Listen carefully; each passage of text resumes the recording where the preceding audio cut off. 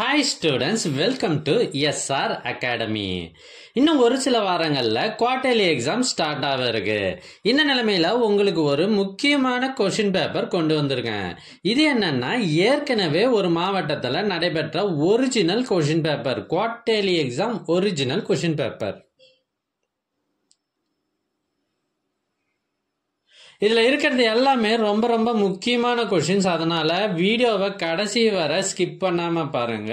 இந்த கொஷினை நல்லா ப்ரிப்பேர் பண்ணிட்டு உங்கள் எக்ஸாம் எழுத போங்க. எங்ககிட்ட பல்வேறு மாவட்டங்களில் ஏற்கனவே நடைபெற்ற quarterly exam original question papers சுமார் 40க்கும் மேலே இருக்கு.